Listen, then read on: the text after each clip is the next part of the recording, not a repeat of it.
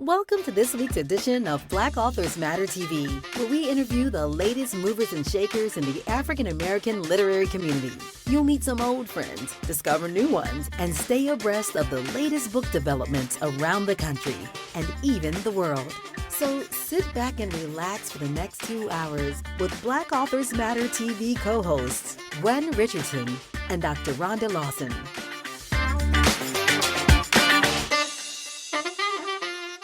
Good evening and welcome to the latest edition of Black Authors Matter TV.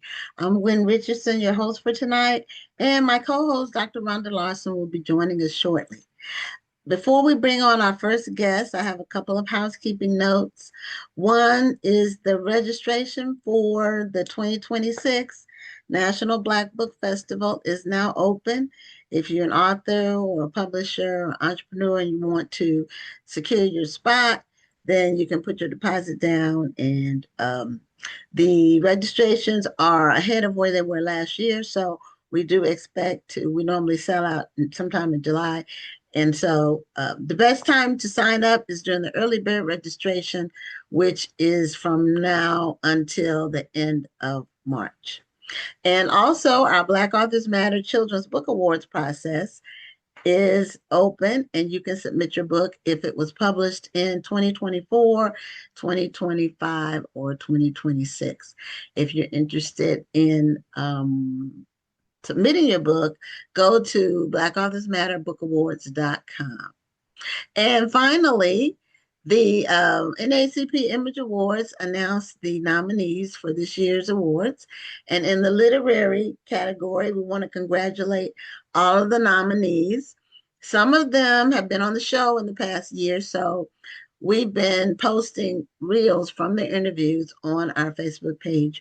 And if you want to see the full interview, you can go on YouTube to pull up the full interviews for those people. But congratulations on being nominated. It's an exciting process.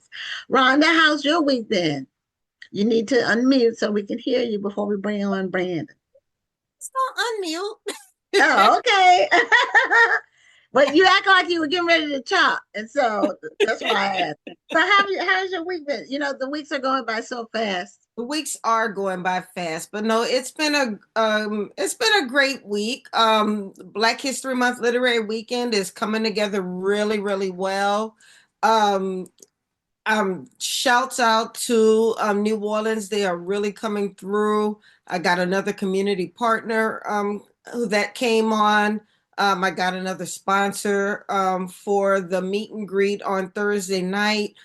So things are coming together really, really well. So I'm really happy. And then for Martin Luther King weekend, I attended the NAACP Martin Luther King breakfast that took place in Charles County here in Maryland. And it was wonderful. I mean, I was really motivated. If you did not leave there with some type of motivation, you just weren't listening. It was just a great event. And I'm not going to turn this into a whole political thing, but I think just everything that was said, it was just a great time. And I just want everybody to just galvanize for this coming year. That's all I'm going to say. And I'll just leave it at that. Okay. Well, we're going to be bringing on our first guest. There was one other thing that I wanted to mention, but it'll come back to me. I'll do it after this interview. So, Brandon Massey is no stranger to Black Authors Matter TV.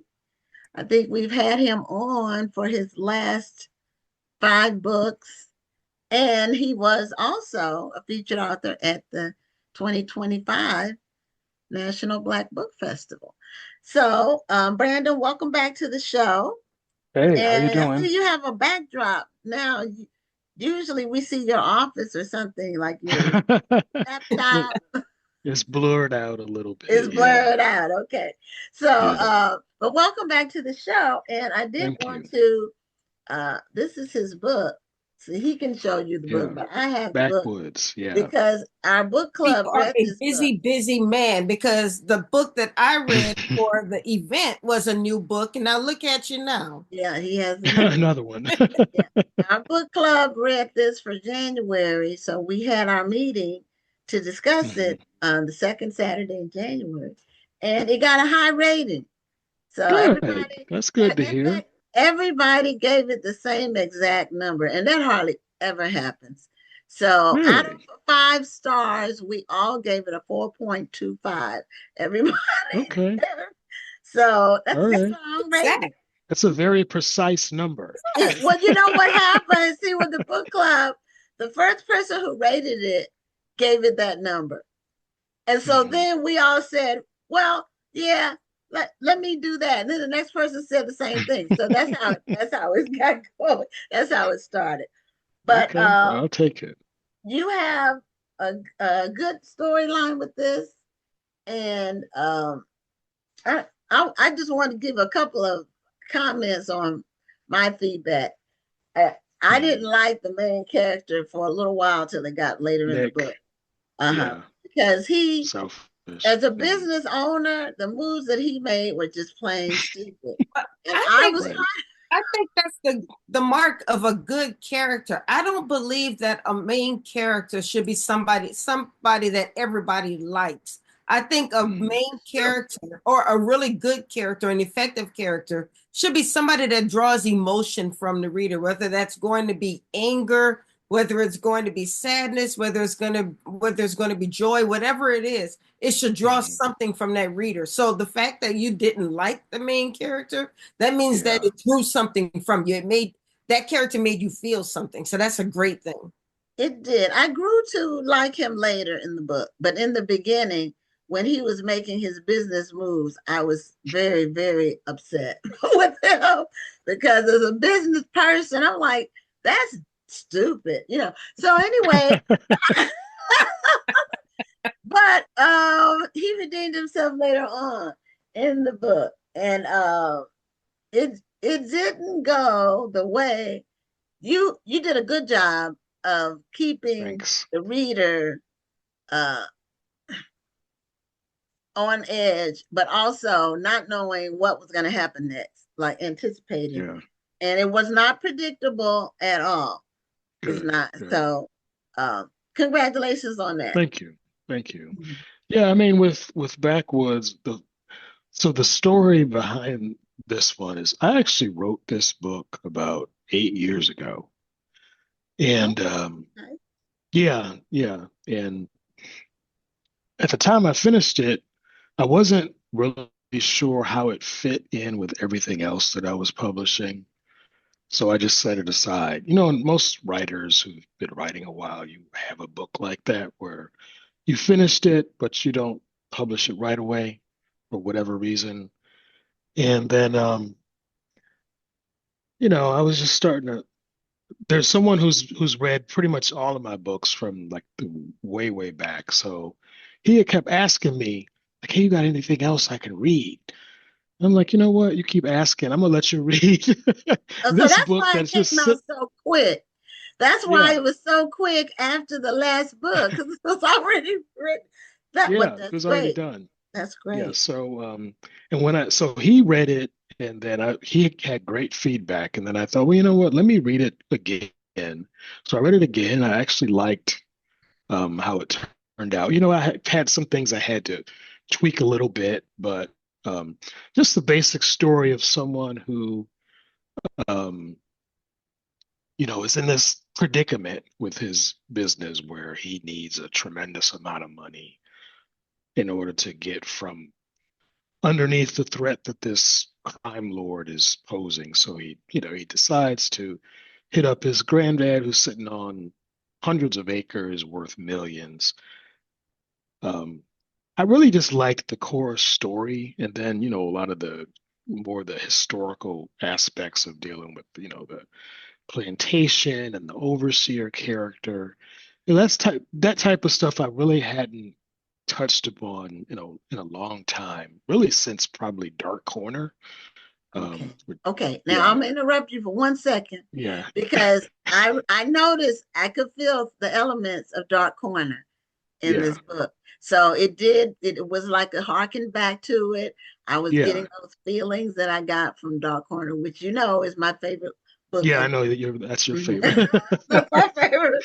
And it's still the Yeah. favorite. I think I read 10 books or maybe more than that you've Hmm. written. And that one's still my Yeah. favorite. Yes. Yeah. So, it kind of took me back to that story. And I just decided to just release it. And the feedback so far has really been great. I really um William Wells, who's narrated, I think, seven of my books, including this one. He did a great job with the narration. I know a lot of people really get into the audio version, so he worked on that, and I think he did a great job. So, um, yeah, I'm just excited at how it turned out and how people have been responding to it so far. So, You yeah, know, thank you. some people say that, especially like when the movie 12 Years a Slave was Mhm. released, they say that, they don't want any more slavery stories. But I believe that just like with this book, there are still stories that need to be told. And there are different ways to tell the story and not make it a story of struggle or a story of sadness. Um, Yeah. but Mhm. maybe a story that just happens to take place at that time, but it doesn't mean Mhm. that it's a slavery story per se. Yes. Yeah, yeah, I totally get that because I like 12 Years a Slave. I mean, that was a really difficult movie to watch. It is. Um, I watched it once and so once was enough. I I was like, just what's said there no was no more? joy. There was no Yeah, joy. There was no happiness. Even the ending, yeah, which was supposed to be happy, was still sad. And I yeah, I just it was just too much. yeah, It was too much. It was too brutal. yeah, And yeah, it was. Roots had brutality. When I think about those, to me, Roots is just the classic, the epitome Hmm. of just a comprehensive story on that time period. And there was brutality in it. But because it was so many hours, I think it's maybe Hmm. 12 hours of programming or 10 to 12, it was spaced out. Mhm. Right. Whereas 12 Years a Slave was in a 2 hour or less movie. And so Hmm. it just made it so it was just too much.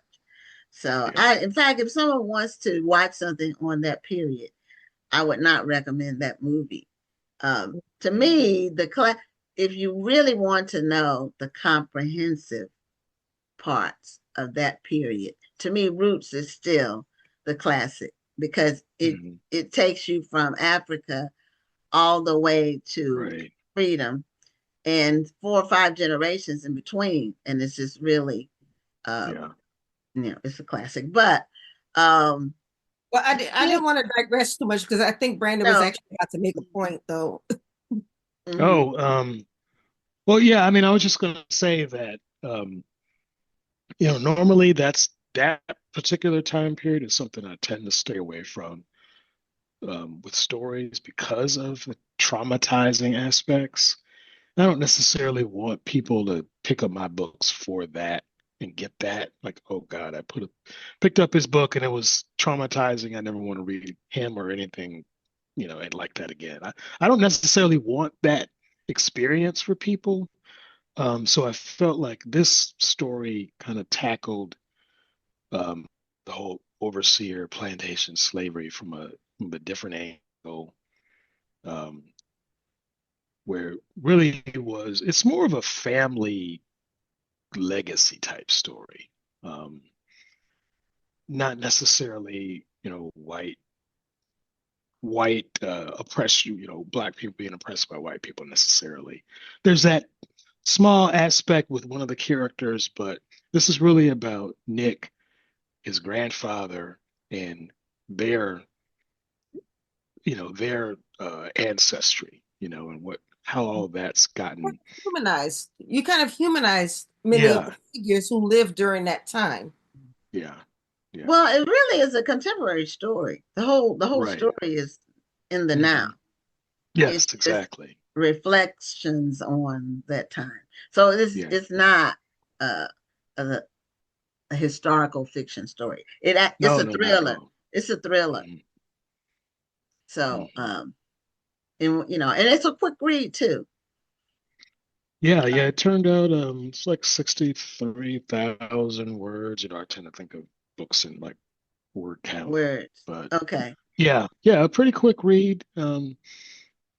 Hopefully people pick it up and it just, keeps their attention. It's not boring. I'm always going for that before anything else is um, I want people that from the first page to just be captivated, feel Yes. like they have to keep going and going and going until, oh no, it's 3 o'clock in the morning. I gotta finish. you know. I have done that with books where you think you just Hmm. want to read one chapter and you're like, okay, I'm Hmm. just going to get to the end of this chapter and then I'll go to Yeah, bed. But then you get to the end of the chapter and it was so good, you have to know what's going to happen next. right, Yeah. Kind of the right. Netflix, it's the Netflix syndrome. This is why I don't like watching series. If I want to watch something late at night, I'll watch a movie because if I watch a series, I'm going to want to watch the next episode in the Exactly. series. It's like reading your books. I'm gonna read this chapter, but then something's going to happen and it's going to make me want to read the next chapter, and I'm not going to go to sleep. And fooling with you, Brandon, it is going to be 4 o'clock in the morning, and I have to get up for work, and I'm going to be Hmm. tired the next day. Like, damn him. Yeah, what's funny about Netflix is, and I know y'all know this, is once you watch an episode, like they immediately start playing the next one. Like they don't even give you a choice, They do. you know, Mhm. so They it'd be do. kind of But cool some if we of could do. them, some other stuff is like repetitious or formulaic, or some of their series Hmm. are the same. It's like, Hmm. and I can pretty much tell within the 20 minutes whether or not I want to keep watching. Um, Hmm. it has to have some kind of hook, not only with the Yep. characters, but now your books, your last so many books, I don't know. I've read the last five I've read, or maybe more than that. Anyway, I have the hard copy. I think before that I had Kindle. But I noticed that your page count is right at 250. So have you found Mhm. that to be your sweet spot in terms of book length?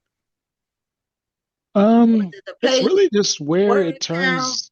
and Yeah, then it it's yeah, it just tends to be where certain stories wind up. Now when I first started writing and when I was under contract with Kensington, they actually have a contractual requirement for a book to be a certain number of words. So I think in my Mhm. contracts it was like 90,000 words, which if looking at a book manuscript standard formatting is like 400 so pages.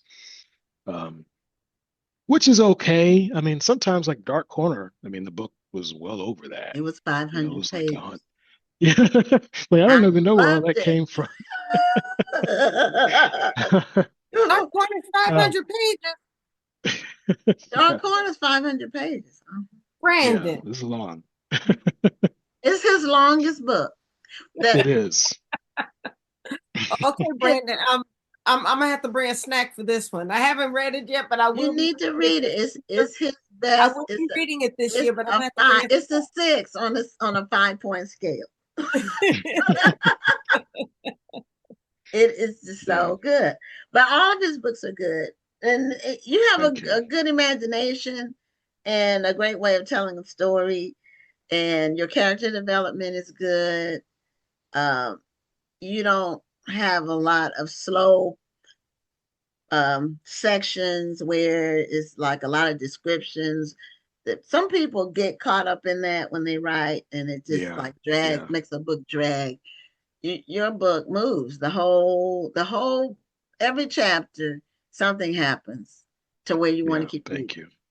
So Thank that's you. really good, and I Yeah. wouldn't say it if that wasn't true. So, and I wouldn't keep reading your books if it wasn't true. I got a ton of books on my to be read shelf, and but I found, in fact, I had just finished another book. Our book club meeting was on Saturday. I had just finished another book on Tuesday. So I didn't have that Mhm. much time to read Mhm. yours. And then I ended up reading half of it like Friday night and Saturday morning. So right before the meeting. Okay. Yeah. So, Yeah. but it was easy to do. And, Thank you. you know, it's good that you've been able to maintain your ability to weave a story without it being repetitious, and you're still self-published. Yeah. Yeah. I mean, honestly, at this point, I don't know the traditional publishing. I mean, I'm still in touch with my old agent, but it's just so different now.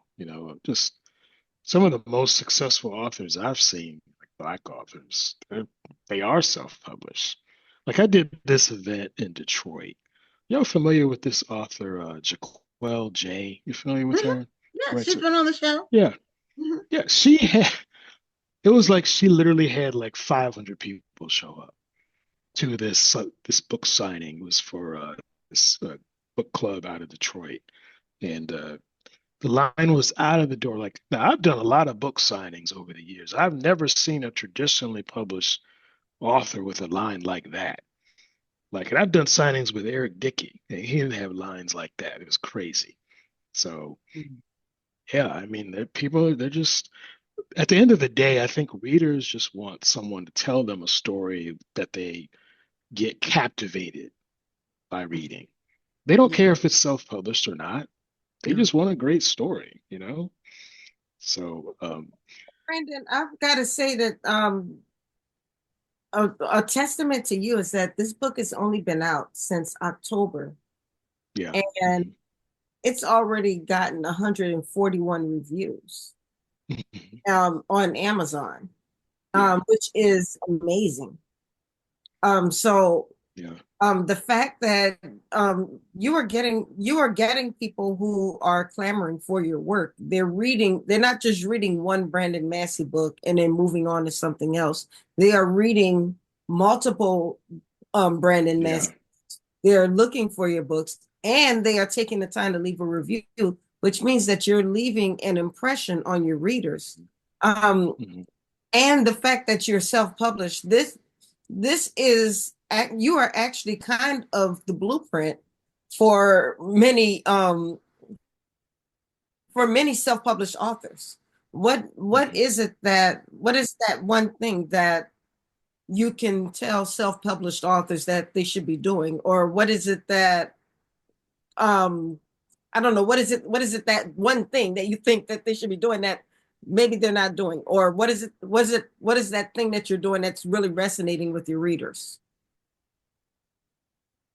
I would say it's not just one thing. I would say it's a few things. So one is number one, write a great story that Mhm. people can't put down. Number two is package your work in a professional way. So great cover, good editing, all these things that, just make it look like a professional presentation. Absolutely. Um, the third thing, I mean, for me, I'm real big on just like I was talking about the audio book earlier. I found that probably about 40% of my readers want the audiobook. So I would tell authors, make sure your work is available in all these different platforms. Your ebook, your paperback or hardcover, and then your audio. That way you give yourself an opportunity to capture people from all those different groups that, I have people that they tell me, I don't read books, I listen to books. They say I listen to all my books when I'm commuting to work.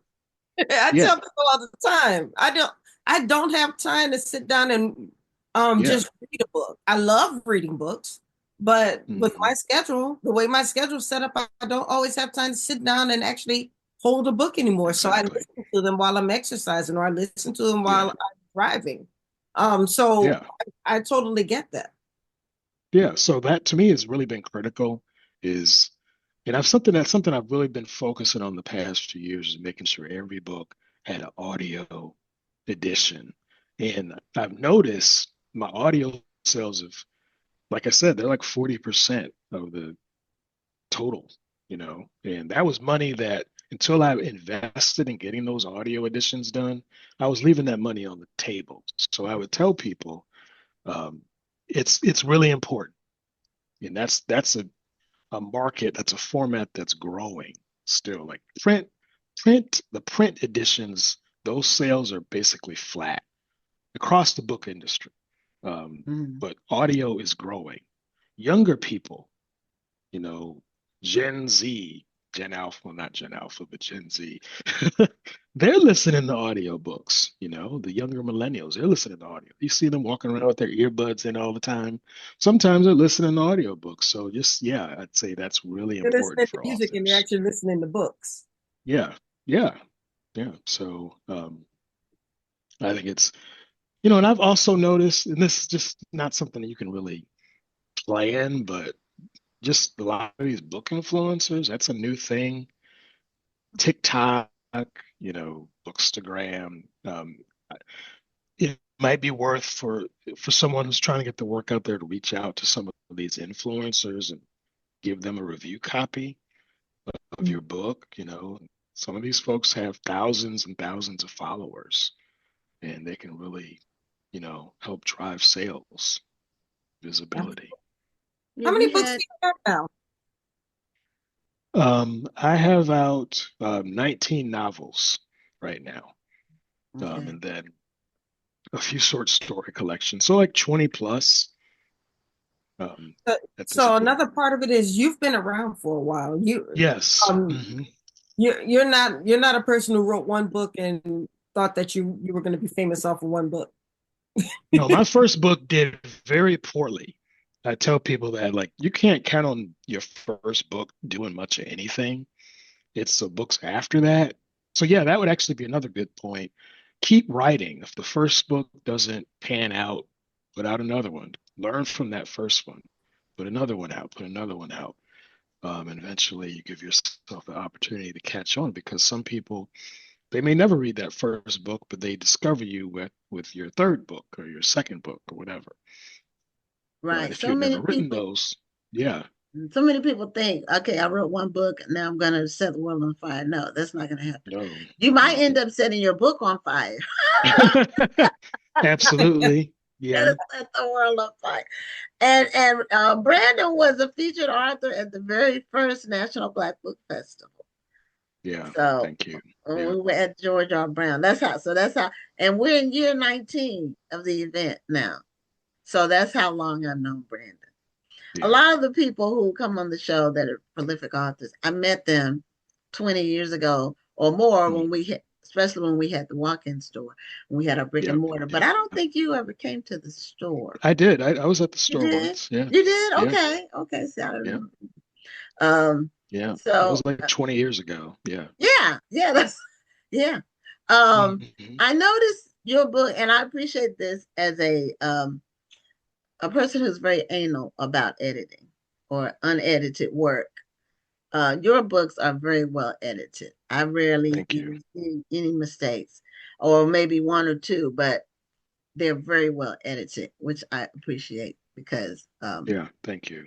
I books that aren't edited, like if I get to page chapter one and there's two mistakes on every page, you're gonna lose me because that means you were lazy or cheap and you Yeah. just didn't care. Yeah, and I would tell people because I hear other writers say, who are getting started, say, "Oh, I can't afford to pay Mhm. 500 or $1,000." Like, well, just get two or three different people to read your people who read a lot, who know, you know, who are detail oriented. Get them to read your book. But don't just think you can do it yourself because you can't. Like, No. it amazes me sometimes when I'll send one of my manuscripts to the editor to review some of the corrections that get made. I'm like, I totally missed that. It's just Yeah, me you too. can't And as see it. You're anal as I blind to it. am, you Yeah. can't edit your own work because you're too close to it. You've Yeah. read over these mistakes 5 times already, and Hmm. somebody else will see them. Just like I will see, I edit, like when I see something on TV, like even the news, when they have the Chiron with the headline and they have a mistake, I see it immediately. Yeah. Yeah. It's just something that stands out. So, Mhm. thank you so much for being on the show, and Yeah, congratulations my on the book pleasure. again. And for Thank those you. who want to, I have my copy and I read it. It's really good. Backwoods, by Backwoods. Brandon Yes. Thank you. Massey. And we're looking forward to your next book, whatever that's going to be. Yeah, I'll let you know when I figure it out. Okay. All right. Have Thank a y'all great so evening. much. Okay. Okay. You Thank you have a both. great night. It was Okay. good You talking with too. you once Good again. talking to you again. Thank you. Okay. All right. Bye-bye. Okay, I remember what I wanted to tell the audience. Some of you all know that every year I publish a book. It's called 101 Scholarship Applications, but it's about going to college debt free with scholarships. And I do an update every year. And my original edition of the book was nominated for an NAACP Image Award. Even though my daughter has been out of school for years, I still continue to update the book so other people can benefit from it. So she graduated from college totally debt free. So my 2026 edition should be on Amazon within the next week or so. I'm waiting for my proof to come in so I can just make sure all the layout is correct and everything. And then I'll pull the trigger on it after that, and it'll be on an ebook, of course. I don't All of my books are available on audio now because Amazon does that, but I don't know if a reference book like that will work on audio. You really need to, even the ebook is not as effective as the paper. So, and Rhonda, I will be donating the books again for your Black History Month Literary Weekend. So for your scholarship for your students. So our next guest is he's been a guest on the show once before, but it's been a while, maybe 3 years ago. And he is an author and a publisher, and he has a whole bunch of books he's written and a whole even bigger numbers, hundreds probably of books that he's published under Just Us Books. So he and his wife, Cheryl. So Wade Hudson, welcome back to Black Authors Matter TV. Yes, Gwen, how are you doing? Doing great. Yeah, it's good to be back with you again. I think we've done this several times over the past year, so great to be with you. Yeah, and you keep writing and publishing. So how many books have you published now? Well, Oh, written. No. just How us many books have you written? personally. Oh, Uh-huh. it's well over 40. Over Oh, okay. 40. Yeah, Okay. yeah. Okay. And then how And many? I mean, with what's going on in our country today, actually, I am more inspired to write uh our stories and share our history and our culture. So when what's the saying? When the tough gets going, When the going gets tough, the tough. The tough. yeah, absolutely. So Yeah, that's but what I am. also, situations can create opportunities. Yeah. Yeah, yeah, But yeah, you have yeah. to seize them because a lot of times the time will pass. And if you didn't take advantage of the opportunity at that time, then you may have missed out on reaching some people you could have reached. Yeah, So now yeah, you have 2 books. well, I have a memoir that I did 2 years ago. This Mhm. past year, 2025, um, I published a middle grade uh, novel called The Reckoning, and it won several awards, including the Black Caucus of the American Library Association Mhm. Honor Book Award in Okay. 25. Um, and I have several books coming out this year.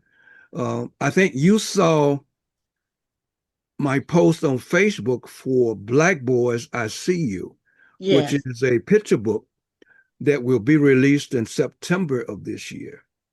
Okay. Okay. I thought it was out already, but it No, doesn't it's come not. out until Actually, I'm September. excited about it. We've gotten wonderful feedback. I mean, people love it. The art is great, and I think the message is on point, lifting up and encouraging Black boys.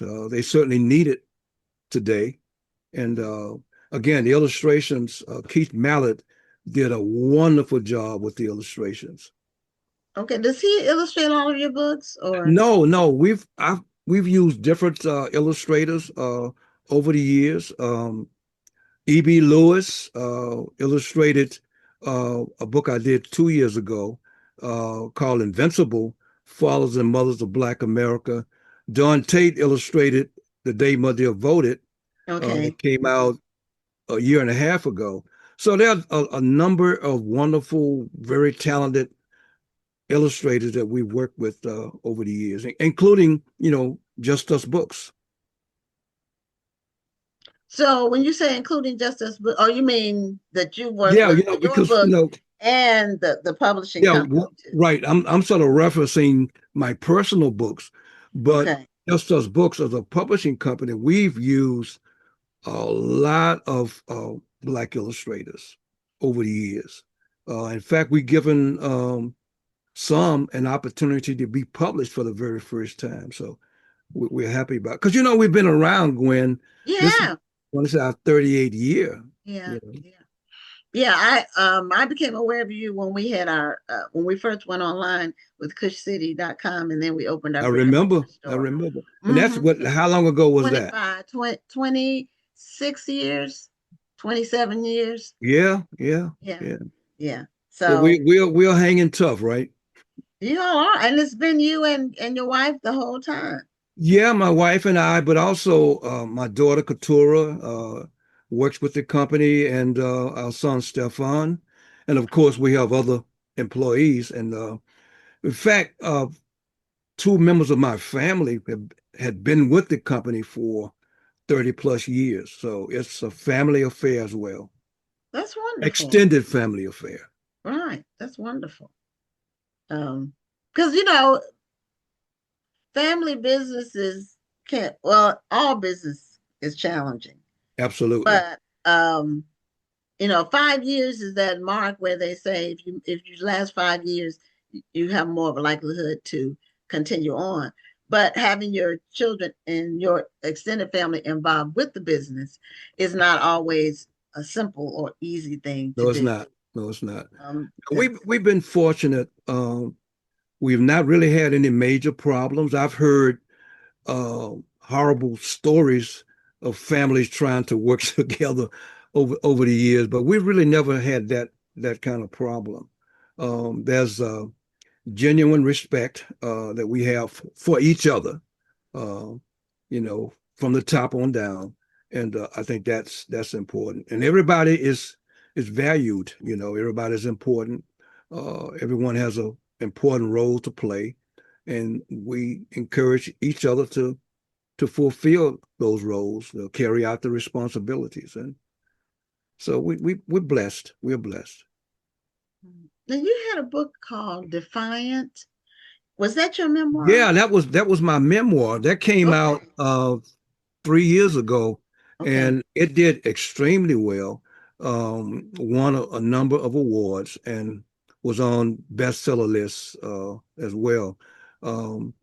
And the book is about my growing up years in Louisiana during the civil rights era, and it's ironic because for a lot of young readers, that period is like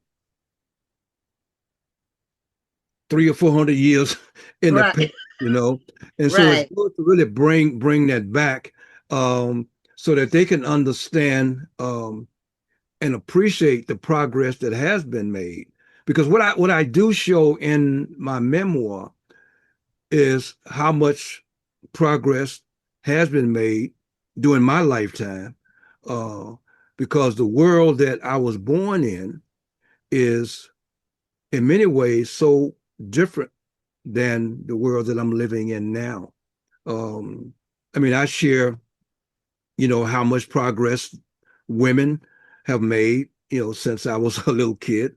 When I was growing up, you would rarely see a woman doing the news, you know, having any important position in society. Very few. Um, in the 1970s, I think, was the first time that women could actually get their own credit cards in their own names. Before they had to get them in the names of a father or a husband. So I mean, things like that we take for granted now. It's important to recognize that, those rights, that progress had to be fought for, and some people paid the ultimate price for it. And of course, the civil rights movement and what has taken place because of that, we certainly have a long way to go. There are so many more challenges that we face now, but we can't overlook, the progress that has taken place, because if we do that, we doing an injustice to those folks who fought for that progress, and we want to lift them up. About knowing our history and sharing our history. We can't think that we're the first to do anything. Absolutely. And that became real to us when we started Just Us Books in 1988. We were thinking, we are doing this ourselves for the first time, and no one else really has done it to the extent that we were doing it. So we started doing our research, and we found out that from the beginning and back to the late 1700s, Black people have been fighting and struggling to tell their stories, to get their poems or their plays or their books published. The first Black newspaper was started in 1827, Freedom Journal. So we're standing on the shoulders of giants. And so when we talk about our company, we also share that story, that legacy of our people fighting to tell their stories. Mm-hmm. Yeah. So how many books has Just Us Books published over the years? We've done hundreds of books over the years. We've also partnered, Gwen, with some major publishers. We've partnered with Scholastic. Okay. Partnered with Penguin Random House. We've even partnered with Zondervan, which is a religious publisher that does children's books. I'm familiar with them. Because they used to do Bibles. Huh? Zondervan used to publish Bibles. I don't know if they still and actually do. we did two Black focused Bibles with them for children and teens. What was the name of it? Was it like? Seemed like I had bought one for my daughter when she was a little girl. Did it have a colorful color with children on the front? Yeah, well, there was two Bibles. One was aimed at teens. I think it was the African American Bible for Teens was the name of that one. And what we did in the back of the book, or the back of the Bible, we answered questions that we felt young people needed to know answers to. So they're like maybe 60 pages, who is God? What can I do if I'm afraid? So we provide scriptures that they can read, and a perspective on how the scripture could be used for that. And the other one is the African American Children's Bible, and it has illustrations of characters in the Bible that are Black. I think that was the one that I got years ago. Well, my daughter's 29 now. Okay. So I think maybe she was maybe 4, 5, 6 in there when I got that Bible for her. And we used to sell it in our store. Yeah, we used to sell you all's books in our store, the Afro-Bets books. Well, we still have the Afro-Bets ABC book is still available. It's still, in fact, some of the earlier books that we published, Bright Eyes, Brown Skin, we still been, the Afro-Best Book of Black Heroes, still available. Okay. So interesting to me that Most of our you backlist books um, are still available and still sell. Okay. but one thing that you mentioned was the partnership with Scholastic. And over the years, I've heard parents and some teachers mention that they did not see a lot of Black authors represented with Scholastic. So I was kind of happy to hear that you were partnering with Scholastic, because I was hoping that that would help to get more Black titles and more Black authors into Scholastic. Were you able to get Well, more? yeah, we actually, that partnership gave birth to, I think, 16 books that we did with them. But they do have a fairly aggressive publishing schedule for Black books. They do. Now there's the Scholastic Publishing, right? And then there's the Scholastic Book Fairs. So a lot of parents of students in school know about Scholastic's book fair Right. because those books come to the school system, right? And there's always been a challenge with the Scholastic Book Fair because they don't carry many diverse books, and Right. that's still an issue. Mhm. We used to get requests from schools. They would call us and say, "Well, Scholastic is coming, but we know they're not going to bring a lot of books. Can you bring some of your books and sell along with Scholastic?" We did that for maybe 3 or 4 years, but that still is a problem. Of course, the big problem now is books being challenged and being banned across the country. So Mhm. So that, have any of your books been banned? yes, yeah, absolutely, absolutely. A lot of books written by our friends have been banned or challenged, and it's a big problem, and it's larger than books being banned. I think there's a concerted attack on Black history, Black culture, the Black experience, actually on Black people in general. I mean, I was just reading about a month ago that of the workers that have been fired because of DEI, more than 300,000 are Black women. 300,000 Black women have lost their jobs this year. And I'm sure the number is larger now. They are attacking um, our museums, particularly the ones that receive federal funding. Trying to get certain uh, uh, artifacts and displays that focus on Black history out of the museum. So there's a concerted attack, and we really have to stand up and fight back against that. We cannot just sit still and let that happen. In fact, I started reading an article in the New York Times where it's talking about how Donald Trump and this right-wing agenda is reshaping every state in the union, every state, and I'll go back after we finish this interview and read that article, but I want to see more details about it. But that's what's happening.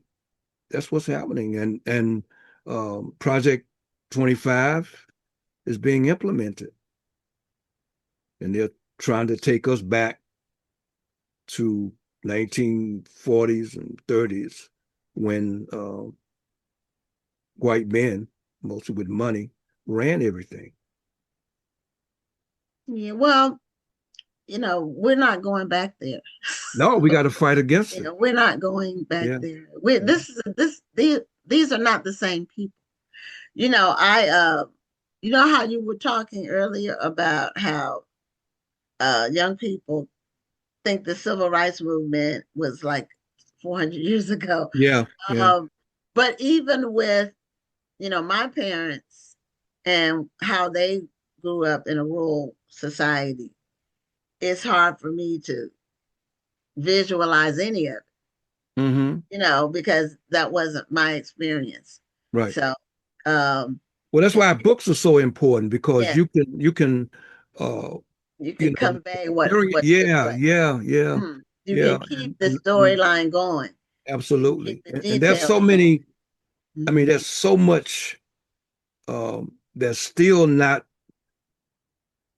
covered or have been written about in the Black experience. I mean, I do a lot of reading, and I run across all these wonderful people who've done so many great, wonderful things that nobody knows about. So that's what I've been doing over the last year or so, is writing manuscripts about some of these people. Um, Hmm. Listen, we come Have you from, published them?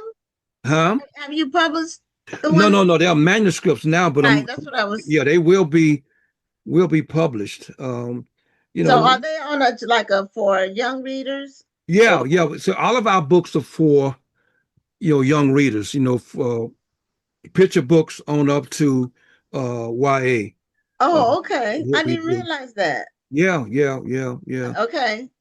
But I mean it makes sense now because that's really pretty much all I've seen from Yeah, Just that's Us all we Book. do. Yeah. But In I did fact, our company is the only Black-owned company, independent mm, Black-owned company mhm. that publishes books for young readers exclusively. There are several other Black publishing companies like Black Classic Press, Paul Coates, um, Third World Press, Hakeem Abuti, uh, Africa Mhm. World Press, Casahone Shiko, and they are what we call, along with Just Us Books, the legacy publishers. And actually, Just Us Books is the baby of the group. Uh, Oh. you know, Paul Coates started about 10 years before we did. Third World Press has been around since the Black Arts Movement, 1960s. Africa World Press has been around for about 40 plus years as well. And so we're still, staying the course and still publishing books about our people and for our people. Well, one thing I really like about the books that you all do, it's just they're just so well illustrated.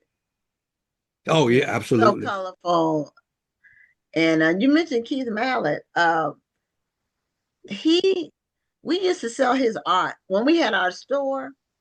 Yeah, yeah, To sell his art in our store, and then a lot of his art got licensed onto like art plaques and things. We were selling those, so we had a lot of his work, not yeah. not book illustrate. I didn't know he even did book illustrations, but we had a lot of his art. I'm pretty sure I have some in Well, my house. he is awesome, man. He really is. I mean, I wish I had the artwork to show for the book that we're talking about. Actually, I don't know if you can. This is the cover. Okay, Can it's you see beautiful. that? Yes, Yes. beautifully done. Yeah, I mean, he's awesome. Mm. Um, so I'm excited about this book, and I also have another one coming out in September.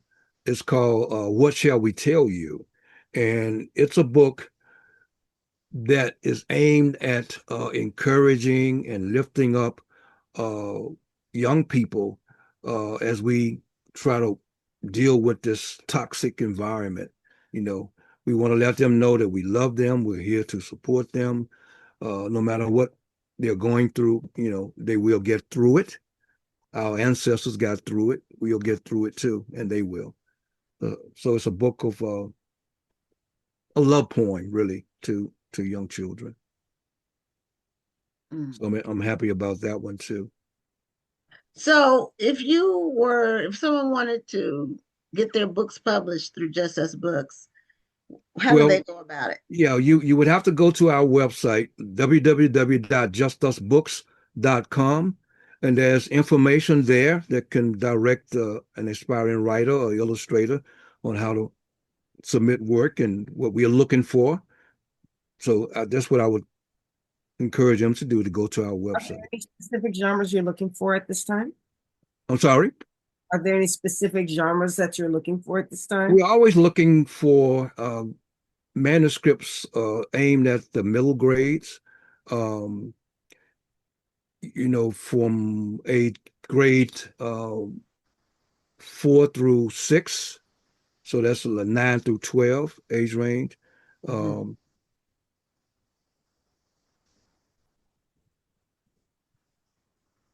but I would say, to go to the website and just because it changes from time to time. Sometimes we're looking for certain books because we need those genre books, and so we're looking for manuscript for those. And sometimes we're working on a certain genre for we got 4 or 5 years planned out. So it depends on what we're Okay. doing. Yeah. Now, are there any types of books that you all aren't looking for because it's saturated on Well, subjects or we've never published animal books with okay. that have animals as the characters. And the reason for that is uh, major publishers used to publish these books so they didn't have to feature Black characters. That was their way of getting around publishing Black children or Black people in the books. So That was a huge With it. concern. Like recently, people were noticing that with cartoons that were being cartoon movies or animated movies that were being released, yeah, they were obviously cartoons about people of color, yep. but they were being turned into animals or shapes or things like that instead of letting the characters be people of color. Absolutely. Yeah, that has been going on for years and years. So we push back against that. Okay. Not to say that there aren't some wonderful animal books, but when it's done to answer the call for diverse books, so you have books with animals to Right. answer that need or that call, and we said no. So that's why we've never really published a book that has animals in it, and we will not do that. Okay, that's interesting. I didn't know that was going to be the answer. What were you expecting? I didn't know what to expect, Okay. but I wasn't expecting that. Yeah. But I mean, there's so much about the Black experience that, as I said earlier, that that are not in books. So what I encourage aspiring Black writers is to look for subject matter that has not been published. I think what tends to happen often, if a particular topic is successful as a book, then a lot of people want to jump on that topic. So you end up finding, 30 Harriet Tubman books, for example, Yes.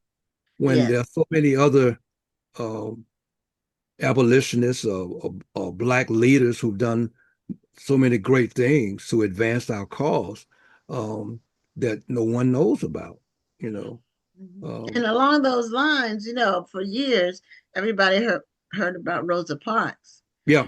Just in recent years, people started hearing about Claudette Colvin. Claudette, yeah, absolutely. Passed Absolutely. away in the last month or so. Yeah, well, she passed away last week, right? A couple of weeks ago. Mm-hmm.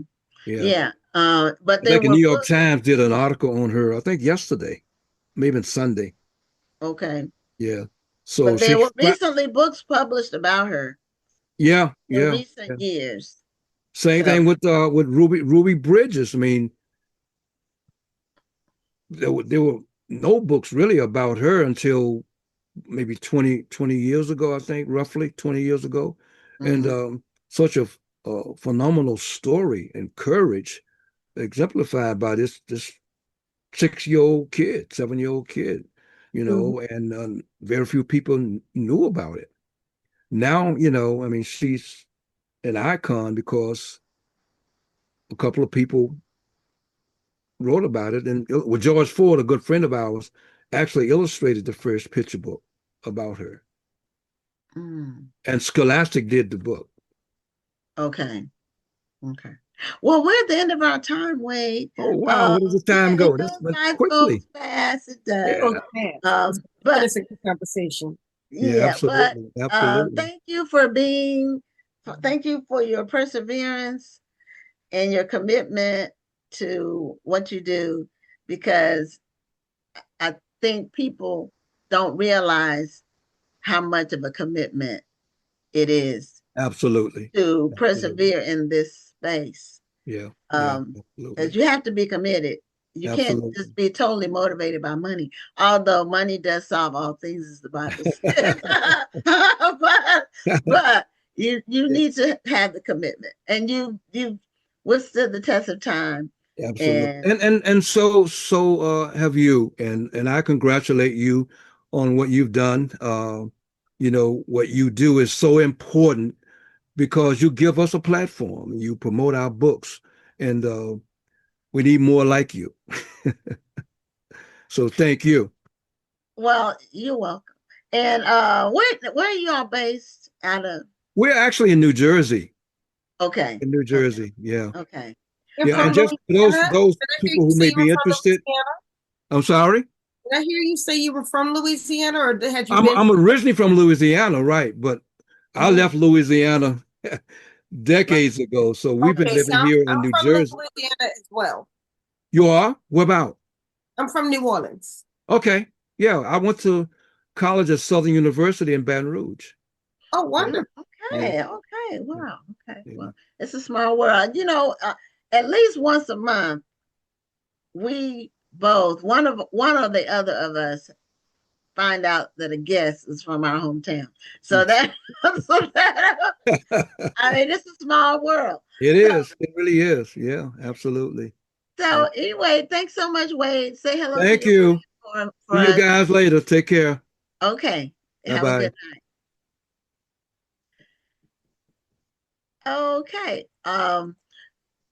Also, I do want to mention that in addition to my book about debt-free college, I'm working on my book number 16, and it's going to be about how to plan a book event. So that book should be out this summer. I'm working on it as we speak. I get so many people who come to our event who want to do something smaller in their own communities, but they just don't know where to start. So I'm working on that book.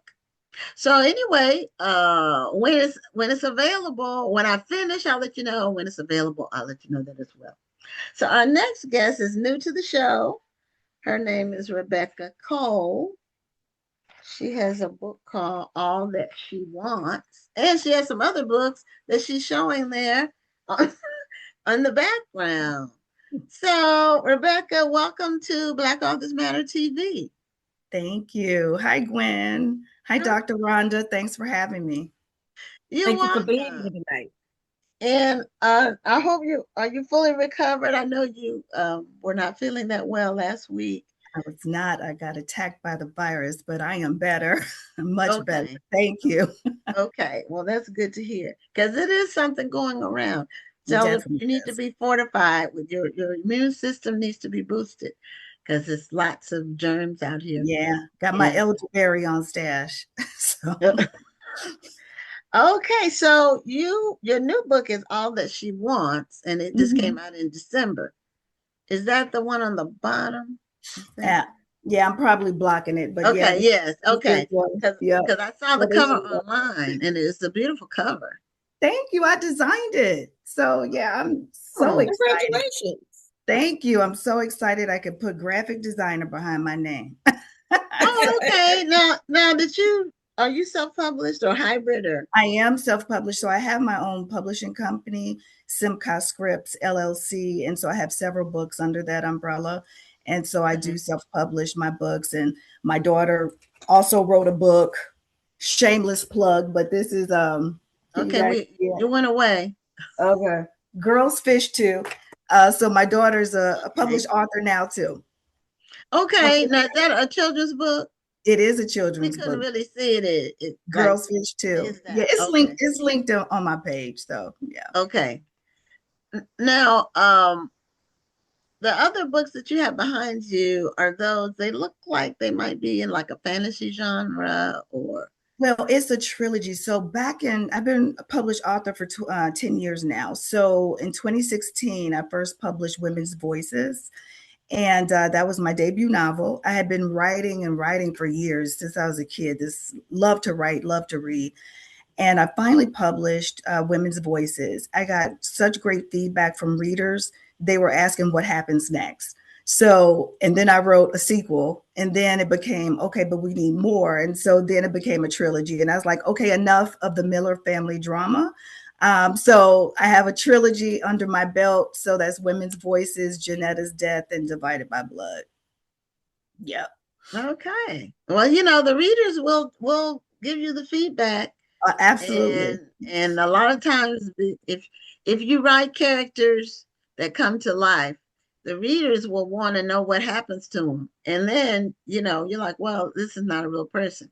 Rhonda and I are both writers, so we're both published. Yeah. So you can end up with multiple books just from the readers wanting more. Absolutely. And it was so fun writing it too. So, in my mind, I treated it like a TV series and, like what happens next. So, and then also underneath my belt, I do have Soundless Echo, which is a murder mystery set in Chicago. So I try not to limit myself with the genres that I write. I'm like, my voice and experiences can go across many genres. So that's actually my bestseller, Soundless Echo. Okay. And it's a murder mystery, it's suspense, it's thriller. It's got, all the Chicago Police Department involved and, trying to figure out what happened to this 17-year-old girl at a party that she wasn't supposed to throw while her parents were out of town, mind you. But, it's still very intriguing. And when I have my book signings, it's usually my bestseller. So Chicago loves a murder mystery. Go It's figure. a lot of writers out of Chicago. Oh, yeah. A lot of writers and publishers out of Chicago. There are. I was very surprised. It seems like you can't throw a rock right now without meeting an author in Chicago. I mean, the writing scene is just booming in Chicago right now. Yeah, it's a great time, and a lot of the big bookstores have closed, but in the Chicagoland area, our black owned bookstores are popping up. I mean, they're popping up all over Beverly, Homewood, Flossmoor. It's an exciting time to actually have books in hand. So, South Side of Chicago, and they're always so eager to represent local authors. And so it's great exposure. That's wonderful. Mm-hmm. Yeah, because She Publishing, that's Chicago, right, Rhonda? It is. But it's a lot of people. What's her name? She does crime fiction. Tracy Clark. Are you familiar with her? Chicago. She's in Chicago. And her is in Chicago. Oh man, I cannot think of his name right now. I'm looking right in his face. He actually has a collective. I cannot think of his name right now. Put it in the chat when it comes to you, Rhonda. Yeah, when it comes to me, I'll put him in the chat. But I was actually sitting next to him at the Indiana Black Expo, and I cannot think of his name. But he had like a writer of a Chicago Black Writers Collective or something, and I can't think of his name right now. But he's in Chicago as well. But is that Ian Smith in Chicago? On his storylines in Chicago? I'm not in his mysteries. Yeah, mysteries are based in Chicago. Ian Smith. Yeah. Well, all my books the plot is in Chicago. Okay. Every last one of them, and the readers love that. The guy's name is Daryl. I can't think of his last name. His first name is Yes. Daryl. He's in Chicago. He does the Black Child Book Fair. Yes. Yeah, he does the children's book fair. Yeah. Yeah.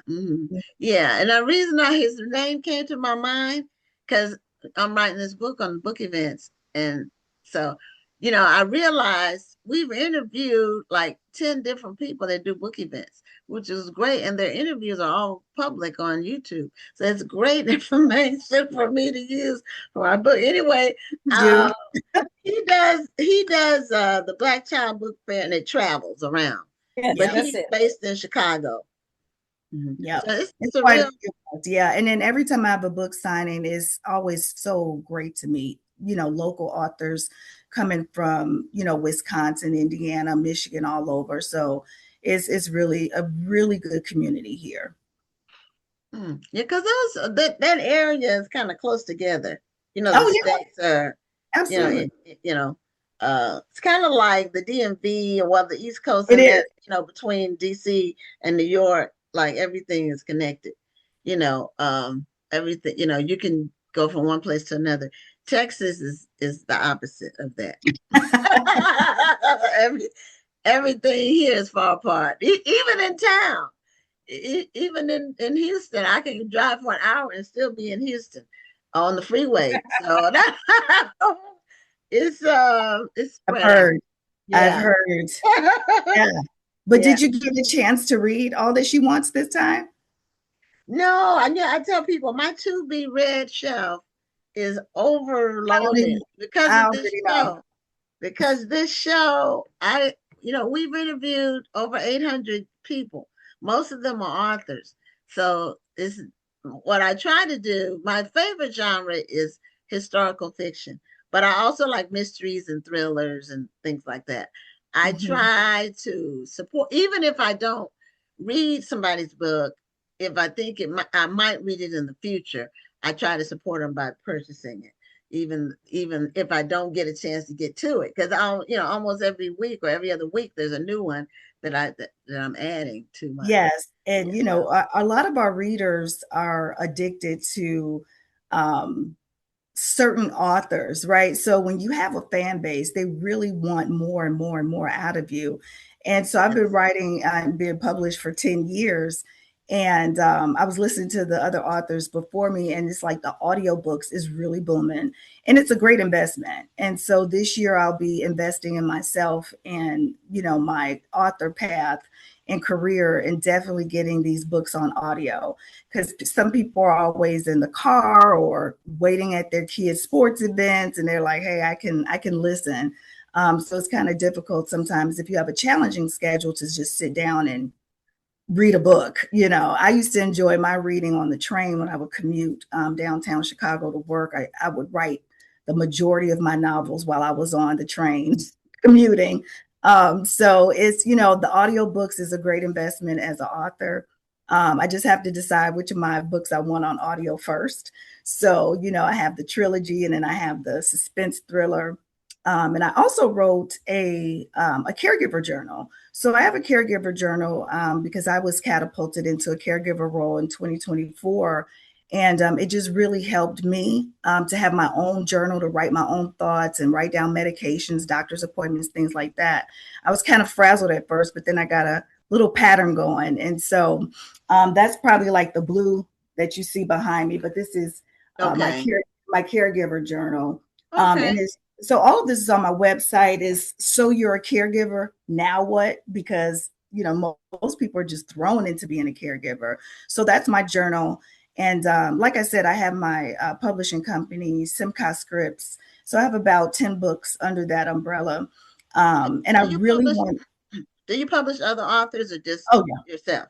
I do. You I do. do? Oh, okay. Under your publishing company? Yeah, I do other authors, and I do editing and proofreading, whatever they need. I mean, I enjoy. If I could quit my day job, I would. But so this is what I was describing what you do. I thought you were doing it full time. That's a lot to do after hours. Oh, but I enjoy it. I enjoy it immensely. And I enjoyed really writing a romance novel. So this is, for the listeners, this is my very first time writing a romance novel, All That She Wants. And so I'm like really trying to dive into different genres. And I just felt like, you know what, it's not, and for people who are writing, you should know that, yes, it's a saturated market, but nobody has heard the story the way you're going to tell it. So even though it's a romance novel, it's really positioned when a woman is asking herself, like, I'm successful, I've had my heart broken, I've rebuilt myself, am I open to love again? And it's not love as a rescue, but it's more like risk and exposure. So, the main female character, Cinda Michelle Polk, she quit corporate America. She moved to Chicago. She opened up her own dance studio, yoga studio in the South Loop of Chicago. She works with the community, the children, and she's well grounded, but guarded, right? So it's really a book for women who've loved, lost, rebuilt themselves, and then just really not sure if they want to go down that path again. But her best friends introduced her to somebody who is kind of irresistible. So if you're looking for a book boyfriend, you can find a new book boyfriend and all that she wants, because Cayman Henrik Weston he's a pretty cool dude. So he's a plant daddy. He has his own architectural and landscaping firm in Chicagoland area. So he has his own business too. So they're two well-rounded 40-something-year-old adults who are unsure about should they go down that path again. But yeah, so it's kind of a slow burn, but it gets spicy. So it's my first romance novel. Okay, and it just came out last month, you said? Yeah, December 22nd, right before all the holidays. Yep. It came out with a bang. Yeah. Were you nervous about delving into the romance genre? Not really, because I have so many stories in me, Gwen. I'm like, wait a minute, I could write about this, I could write about that, and so like I said, I don't want to really limit myself on the genre that I write. So I dabbled and did Soundless Echo with a suspense thriller. It's in Chicago, murder mystery, and now I'm like, yeah, it's time for a romance novel, but not the kind you think, not the kind where a woman is looking to be rescued and, oh, woe is me, and when is my love gonna come along? Like, no, Cinda Michelle Polk is well-rounded, she's grounded, and she's just fine. So she's just doesn't know if it's worth the risk of starting all over again with somebody new. So well, that's what I was actually going to ask you when you decided to jump into the challenge of writing a romance, because I wrote a romance for the first time as well. And I did not want to trap myself into the formula of the traditional romance novel. And it sounded like you didn't want to do that either. But there are certain people who only want the formula. So how did you challenge yourself to maybe give a little bit of the formula, but at the same time still give a little bit of Rebekah as well? That's a really good question, Dr. Rhonda, because All That She Wants wasn't written to follow romance rules. I knew off the bat I wasn't going to do that. It was really written to honor women who already survived heartbreak, already went through divorce, already, had to start all over again. And I can relate to that because I had to do it too. So through my experiences, I'm like, yeah, I wasn't really broken. A lot of women aren't broken, they just need to learn how to bend a little bit and invite and accept love. And so personally, it took me 20 years to get remarried. So I just felt like this was a woman's story that many women in their 40s or 50s can relate to, about starting over but guarded, like having a sense of self and self-worth, and not really willing to risk and play games with people along the journey. Yeah, well, when you get past the 20s and 30s, you really don't have time to waste on foolishness or somebody who's not at least open to a commitment of some kind. You're not like you were in your 20s, where you could just kind of date people and just, you're looking to do something a little more settled. Yeah, and I have regular tropes in the book too, but I didn't write tropes to just write tropes. I'm Right. really trying to expose and really bring awareness to the scariest thing after loss isn't loneliness. It's not always about being lonely. It's about hoping again. Like, I hope this works out. This is a risk. What type of risk am I willing to take just to say, I have a man in my life now? Is he going to embarrass me because I am somebody? Right. So, because, this character rebuilt her entire life and just has been living her life the way she wants in Chicago with her girlfriends. And, they have kids, but she doesn't. And, so she's just living her single life, having a good old time. So, and here comes Mr. Cayman Weston with the Google eyes. So, and since I'm from Chicago, of course, I have a lot of Chicago locations in here. They meet at the Chicago Urban League Gala that's hosted every year here in Chicago in November. So it goes over a span of November, December holidays, the drama that comes along with families during December holidays. And then, how are you going to plan your New Year's? You just met this guy. You bringing in a New Year with him? Maybe, maybe not. So the story just spans over, the course of 4 months. And in the epilogue, it's a year later. So, yeah, I had a lot of fun writing this one. It sounds like it. It sounds like There's a little bit of you in there. And I'm not saying you made it into an autobiography. Did she freeze? No, it's definitely not an autobiography. I thought you froze. Well, I think she did freeze the video. Did I can freeze? You hear us? Can you hear us, Rebekah? Yeah, I can hear you. I can see you. Did I freeze? Mm-hmm. Yeah, your video froze, but you're still talking. But you're still talking. Okay.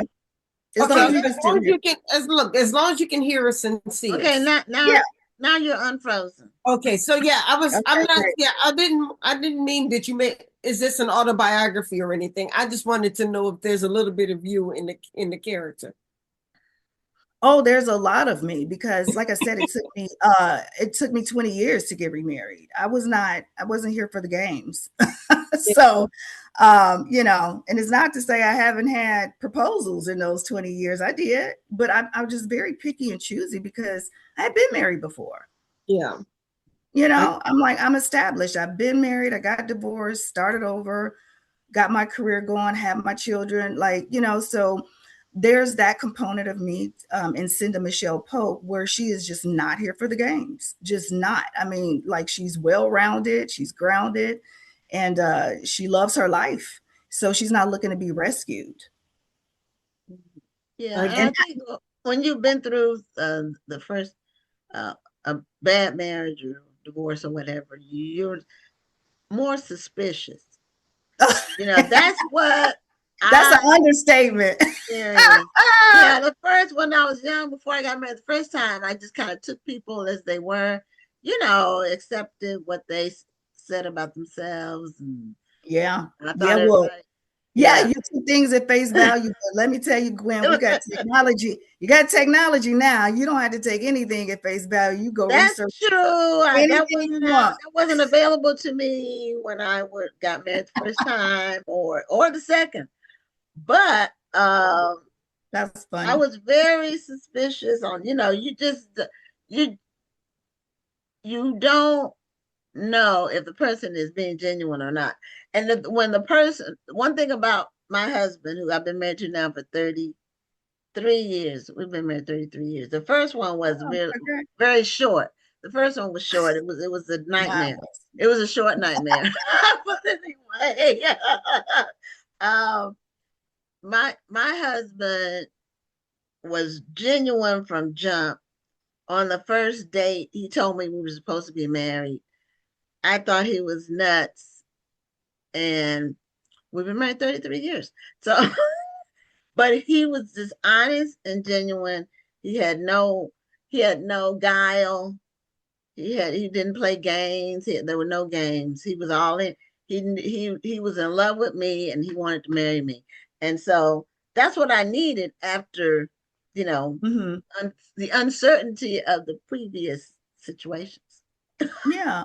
And it's nothing wrong. And I really do bring awareness in my novel, All That She Wants, that it's nothing wrong with wanting to be loved and love. It doesn't make you weak, So, and I think a lot of people, I mean, everybody wants to be loved in some capacity, but Men sometimes too. Men too. It's not just a yeah. women thing. Oh, trust me. Oh, Yeah. the leading male character in my book. Oh my goodness. Yes, he wants to be loved deeply too. But sometimes it means you're finally strong enough to like risk it. Let me just risk this and see how it, turns out. And so sometimes, it's a coin toss. It's a coin toss. Like, but women, this book will meet you where you are. So women who are tired of romance that ignores emotional reality, like let's just keep it a buck. Like let's keep this real, right? In our age group, women want love, but not at the cost of themselves. And so, that's what, I'm really bringing light to that. Like this is not a damsel in distress, honey. She's got her stuff together. Yeah, and so where are you coming in? Well, also, if you've had a career success, like I was in business from a young age, you're not looking for somebody to control you. Some men are Right, that too. controlling. Some successful men are Yeah. controlling. So Yeah, and so this leading male character, Cayman Weston, is very much in control of his life and relinquishing that control, even when it comes to like on-site construction sites. Like in the novel, he's doing the Ronald McDonald House in Chicago, right? So he's a landscaper, he's doing all this, but he just won't relinquish a lot of duties to his crew, and they can handle it. But life comes at him fast, and so he has to relinquish control. So that's really showcased here too, like when you are in control of your life and now here comes a little wrinkle in time, like how do I manage this? How am I managing my feelings? Do I call her? I want to call her. No. Do I seem thirsty? No, I don't want to be thirsty, but I want to talk to, like, so all these type of emotions, that's what I mean about emotional reality. The things, our thoughts and our feelings that we really don't talk about with other people late at night or early in the morning, right? And you're constantly, this person is on your mind. Am I on their mind? So I showcase a lot of that. It's very realistic in that sense. Well, it sounds like you put a lot of thought into the storyline and the characters. I had to, Gwen. I had to, because I'm like, Rebekah, you cannot write a love story and make it seem like this is a damsel in distress, because I don't know many women like that, quite frankly. I mean, first of all, when you meet a woman from the South Side of Chicago, you winning. Okay. Ask Barack Obama. Michelle is from the South Side of Chicago. You a winner, right? So it's like we're kind of built different. It's like we're not out here like weeping and crying. It's like, okay, you act up, next,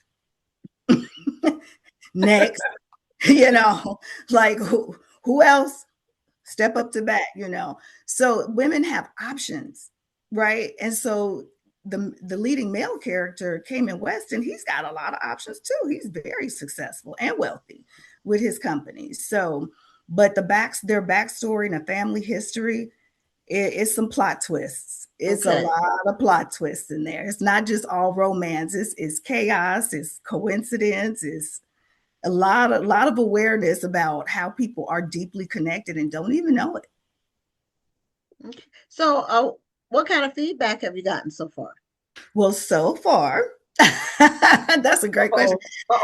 So I like the laugh you gave as an answer, though. Yeah, so far it's been like, people are shocked. Okay. So it gets a little spicy. A lot of my books don't have spicy scenes, but it's a romance novel. You can't have it dry.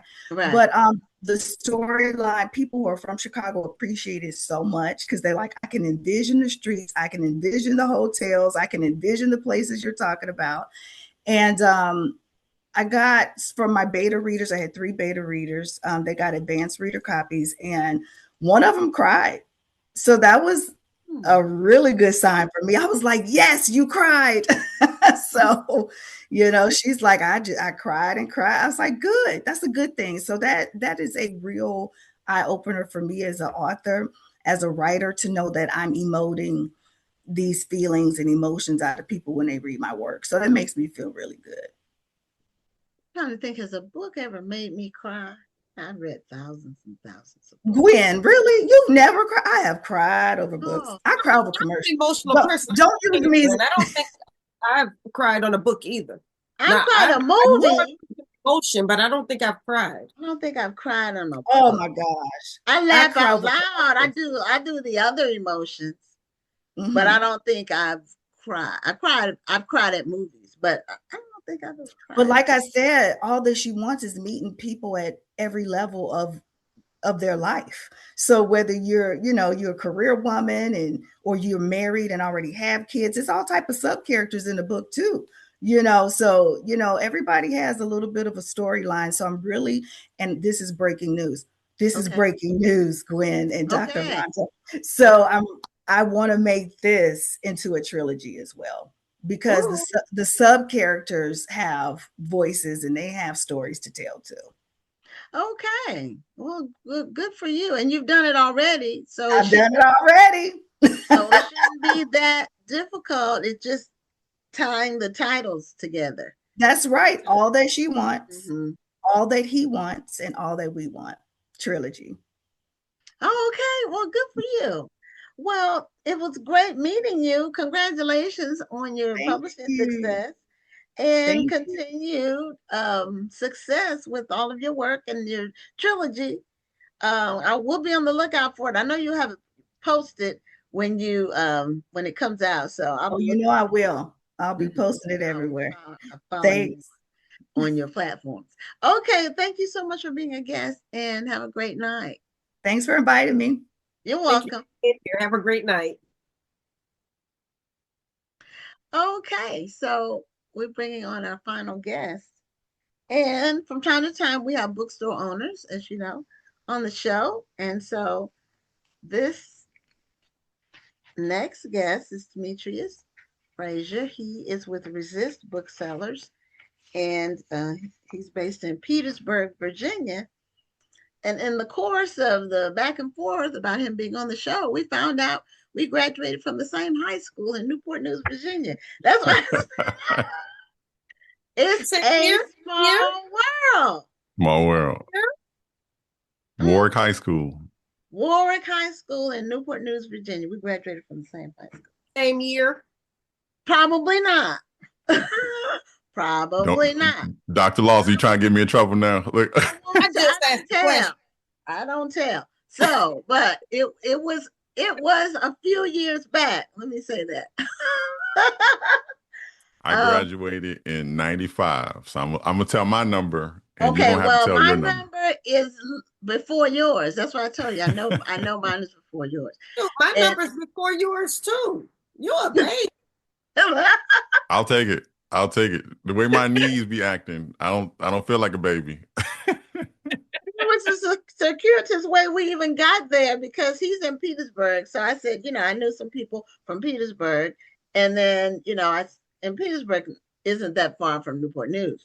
No. So that's when I mentioned Newport News, and then he said he went to high school in Newport News. So I wasn't even thinking that there would even be a connection. Then when he said he went to Warwick, I said, okay, this is a small world. I grew up on Wickham Avenue. Okay. I was more Deer Park near Jefferson. Okay. And J. Clyde. We used to call that North Newport News. North. That's what we call it because Black people didn't really live that far north. Right. So that was I lived close to the water. Mm-hmm. Like, in fact, I could walk to the beach from my house. It was a block from my house. It's an area that used to be called Christopher Shores, but it's not. It was like nice then, but it changed over the years. But anyway, are you from Petersburg originally? Originally, I'm from New York City. So I am. Okay. I have moved around a little bit, but it has a story to it, right? I was in New York City up until 7th grade. If you put the years together, that was around when crack epidemic and a whole lot of things were happening. And my grandmother, God bless her heart, she said, I'm out. And she picked up, sold the house. My mom, sister, and I moved with her to Newport News. because she had a twin brother who lived in Hampton. So, Okay. that was not too far. Yeah, My Hampton mom and couldn't Newport find News a are like the job same city. and she went back. And I stayed, to finish out high school, finished Oh, work, went to college in Virginia Union in Richmond, okay. and just never left the area. Oh, okay. I had some classmates that went to Virginia Union. Well, So yeah, those all hollow of grounds the and zero schools, walls. all of those schools, Norfolk State. I Yeah. went to Georgetown, but my brothers both went to Hampton. All right, right, And, yeah. right by the water too. Yeah. So I lived in Virginia for a hot minute. Mm-hmm. You I did? I thought I told you that, Gwen. What part did you I tell me? lived in Virginia Beach. Okay, Tidewater. There we go. Yeah, that's all around the same area. Newport News, Virginia Beach, Suffolk, Portsmouth, North, all of that's all there together. It's really like a stone's Chesapeake.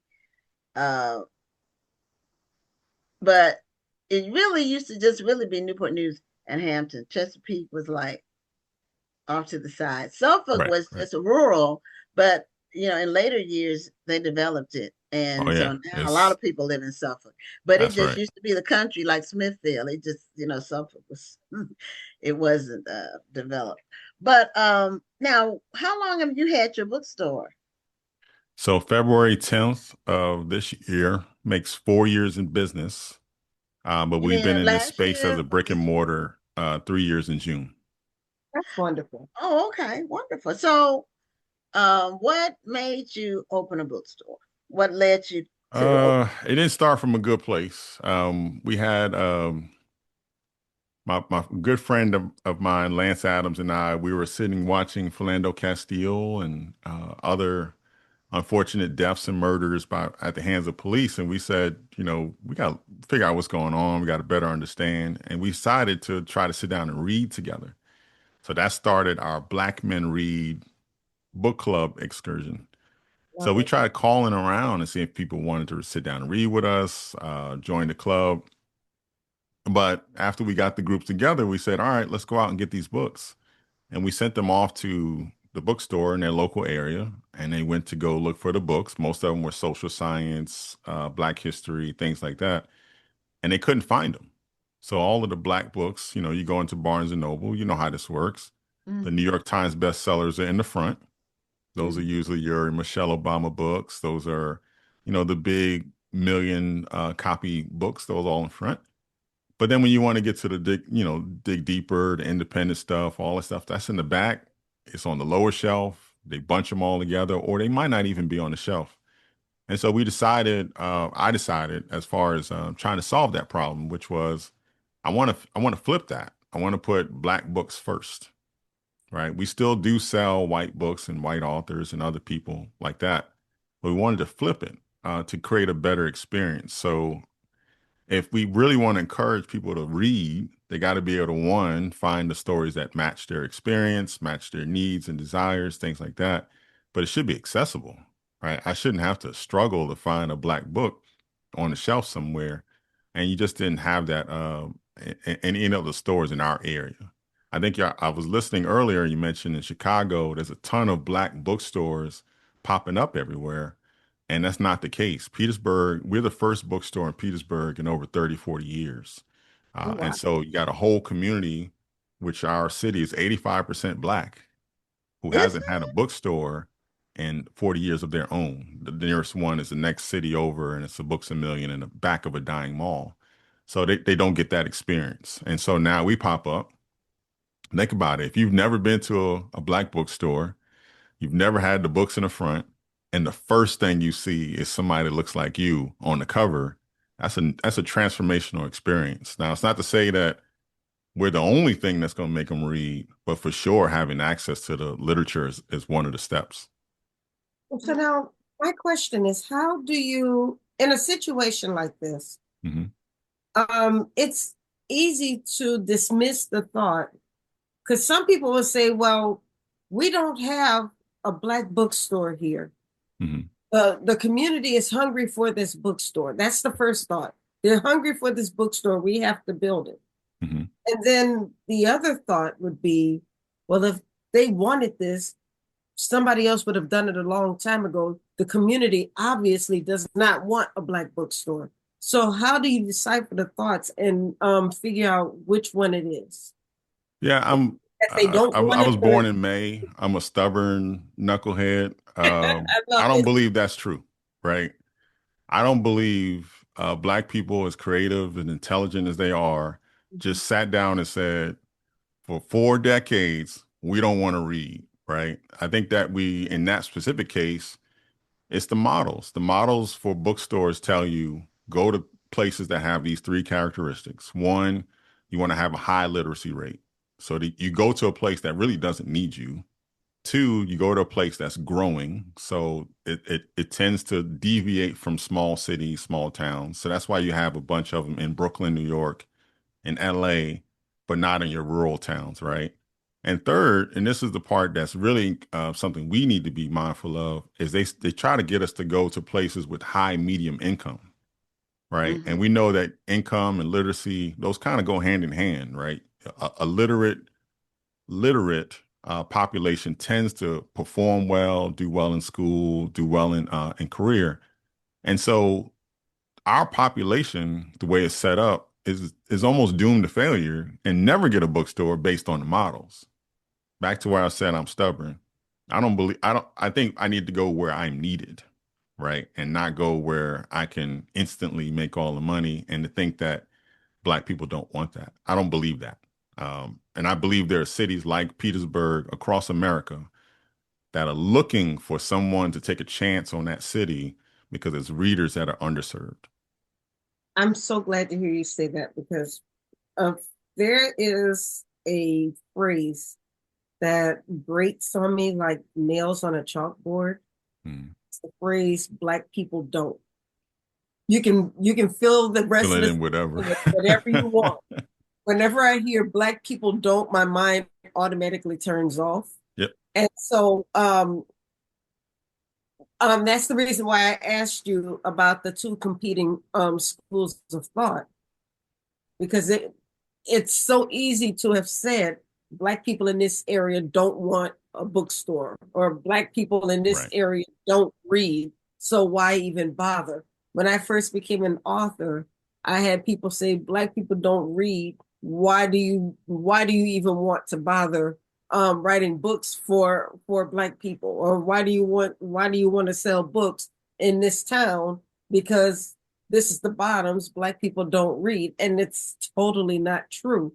I think sometimes we put ourselves into a box when we do things. Not even sometimes. We do put ourselves in a box when we say things like that. So for you to fight against that thinking, and to move forward and to say, well, I'm just stubborn, I'm going to do it anyway. I don't think you're stubborn. I think that you just fought against the grain and it worked for you. Yeah. And, I faced that when we had Black men read as well, right? In a lot of circles, and sometimes in our own community, if we could talk about it, we dismiss Black men as not having a readership either, right? So not only do we have a Black male book club that's been thriving since the pandemic, those are brothers who are from across the country. We even have a couple that's in the UK. They're convening every week to read, every month to read together. And just to kind of give you like a flavor for how things go, we're meeting together with a female book club this month, this Sunday, hopefully, the snow being what it's going to be on the East Coast. But we're reading Kennedy Ryan, right? So we're reading a romance book with Black men and with Black women together. So the thought that any of those fill in the blanks that you said are applicable to Black people, we got to stop accepting that idea, first of all. And two, we got to stop saying it. The power of the tongue is still there, and stop casting that on ourselves, because I think we do have a ton of people who are just unsparked, right? There's a fire that's waiting to be fed. And if we feed into it, I really don't care what any other community says about us, but I want us to stop doing it to ourselves. Right. Exactly. I think we'll be fine if we have that self-identity, self-belief in ourselves, and for our authors and writers, because if we spark the readers, then they will become writers. They will start to think of writing and getting their story out, and it just feeds on itself. So what was your profession before you opened the bookstore?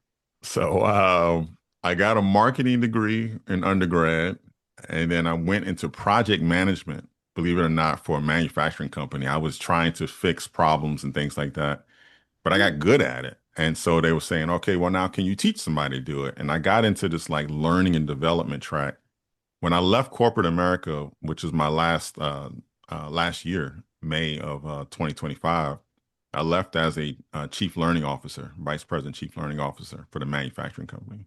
So my job was to teach executives, to have classes about leadership and, communications, things like that. I also led the DEI initiatives at my company.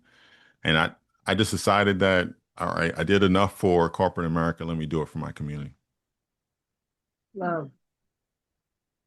Well, so you do this bookstore full time now? Full time.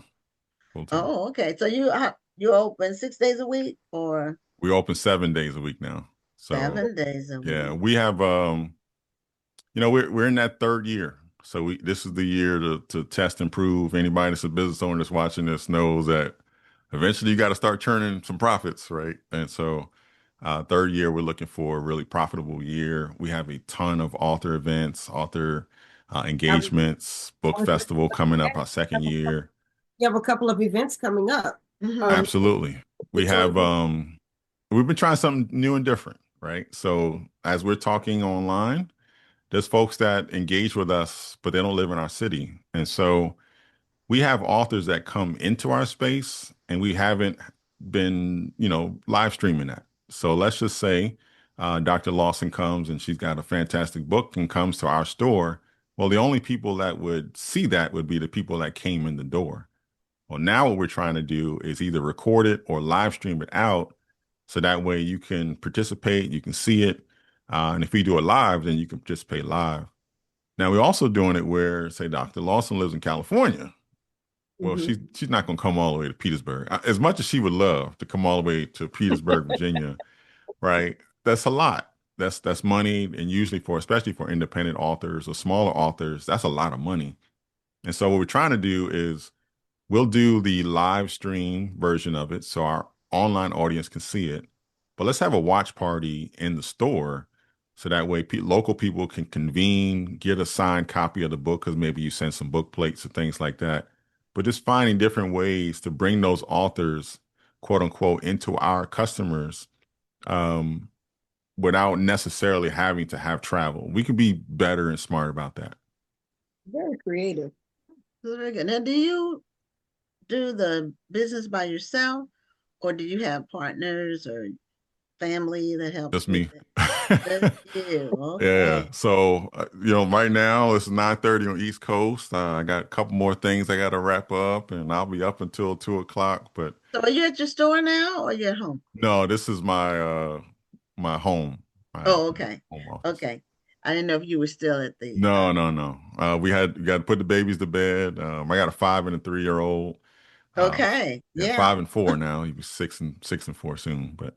Okay. I got littles. Try to be there when they go to bed, or at least spend some time before they go to sleep, and then I'll do the same thing in the morning.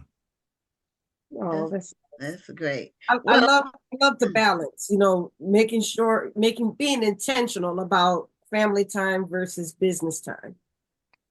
Trying to. I would love to say I'm 100% balanced. I am not. I'm trying to do better about that. It's good to have a good accountability partner, my wife, to say, look, we're a little out of tilt here. What can we do to fix that?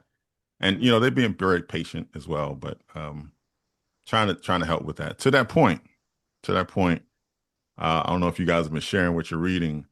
There's a brother, and I want to suggest this for any other brothers who are watching this. Jarrell Caraballo. Caraballo spelled Caraballo. Something that's been transformative for me. He has a book series, and he's going to kill me for promoting his book on here when it's supposed to be my interview. But Self-Care for Black Men is the first one. It's 100 Ways to Heal and I got it Liberate. for my boyfriend. I've seen it. It's a really good book. Okay. It's 100 ways, but it's like a page each, and it will chop you up because there's some stuff in there that it's going to call you out. It's going to say, hey, we're going to work on this, but it's done in a soft way, right? It's not accusatory. It's not making you feel guilty. And then he has another one. This is where I'll be interviewing him during that version that I mentioned. He's not here. Okay. So I'll do it virtually. Your event. Mindful Meditations for Black Men. So how can we take time, like you were talking about balance, and really try to restore our mind, body, and spirit? Yeah, that's great. In fact, I'm not sure. I don't remember who did it, but somebody actually gave me a whole stack of those books for the Black History Month Literary Weekend a few years ago. And we were able to give those books to a number of our attendees at our brunch. So a number of our attendees were able to get that book. And my boyfriend was one of the people who got that book. It's a great book. It's good. It's really approachable. You don't have to be a heavy reader. You don't have to have a doctorate to read it. And this is also something I would encourage. If you have a male in your life that's got the book, as the female in his life, I would read it too, because we also suggested that for our self-care for Black women, that the men read it. And that way you can look and see things that the woman in your life is struggling with. And what can you do as the person in their life to help them or make space for them or keep them accountable to themselves? So, for example, one of the self-care for Black women point was they feel guilty about taking time for themselves. Well, you can, as my husband, I can guard that time, right? I can say, I'm not going to let you back out of this. I'm not going to let you feel guilty about it. I got it. I'm going to take care of all this part. So that way you can actually, in a healthy way, detach from your responsibilities and not feel bad. I can't control how you feel, but I can at least be participatory and supportive in that moment. The same thing is in there for the Black men. There's things that we are not healing from, we're not addressing, and maybe there's something that you can do as the person in their life to help with that. I think that helps us with reading too, right? We got these great books and we need to read them and absorb them, but doing them together is always better. Absolutely. Now I can relate to where you are somewhat, because my husband and I had a bookstore for 10 years. Oh man. I'm looking forward to getting to 10. Look. And we did it together. It was both of us working full time. And we started online. So it was when the internet first took off. So we were only online first, but together. And then we decided to open a brick and mortar. So we were shipping and having people coming in the door. We were having events. It was 6 days a week. We took Sunday off. Took Sunday off, yeah. But it was 5 years before we could take a vacation. I'm 5 years. And I will say this, I'm not going to make it to 5. Okay. Well, I'm just saying. And be married. This is what happens when you have a business sometimes. But we were doing it together. So it was different. Yeah, that's right. So that's the difference, right? So you and your husband were in the business. You got to talk every day. Together, we were things together, like that. And people ask me, how do you work with your husband every day? I was with my husband every day of every week, every day of the week, all day. We were together in the business and at home. So, and we've been married 33 years. So the thing is, you have to like your spouse. Oh yeah. I mean, love, but like. You have to like your spouse. And right. We were doing different things for the business. So we weren't competing. It wasn't a clash. He was more. My wife and I are really good about, like, when we feel like we get on each other's nerves. We're still in frame, but we're in our corners, right? So sometimes you have to, do something that you enjoy doing. That's right. And then you reconvene, so to speak. Yeah, we know how Whatever, to whatever that looks give like. some space, right? Yeah, whatever that looks like. You're still individuals. You're married. You're one, but you're still individuals. Yeah, So, and I also got to remember, I'm a lot. I'm a lot to handle. And you got growing kids. Now, when we had a child too, but we only had one. And Yeah. so she spent a lot of time at the store. Right. When he picked her up from school, she came to the store. So That's she right. was there doing her homework. And so you make It was things a family work. business. Whatever you have to make work, you make it work. And it I got a great support network. My mom lives with us. My sister lives with us. And so I have a village in the house. Family, that's wonderful. It's a true family affair. Oh yeah, for sure. That's wonderful. Now, we don't have that much time left, but how big is Petersburg population wise? I think we're about 35,000. Oh, it's a small. Okay, It's small. I didn't know how big it was, but you said it's 85% Black. It's changing, Did I hear but you say that? it's about 85%. Oh, I never knew that. It's a Black city. Okay, right? I knew a family of people from Petersburg. They don't live there now, but they had deep roots there. Their last name was Bodie, Boddie. Okay. And they were like 3 generations in Petersburg, but then they moved to Newport News.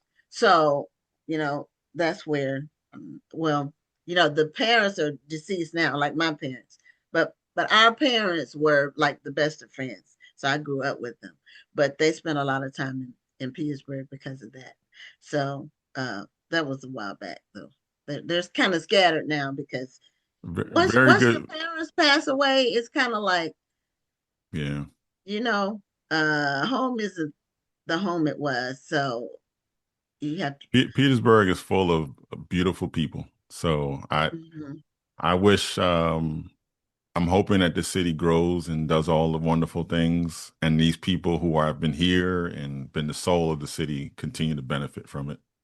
Well, congratulations to you for a lot of people talk about doing things, but you executed what you were talking about. And we're still fighting. It's a tough industry, right? Things keep changing, but I feel like we have some really good author friends. We got some good publisher friends. We got bookstore alliances. I think we got the elements. If they can just stop these government shutdowns, they could, all the things that mess up strategy that you have no control over. I think we'll be fine. I think we'll win. There's a lot of things. We always added, we sold more than books. So I don't know if you're there yet, but we found a very good clientele among the Divine Nine people. Okay. Yeah. So if you're interested in any merchandise like that you could put in your store, DM me. I know manufacturer people who are in that industry that you could test some things out to see. That's a really good niche. And Rhonda is a Divine Nine member.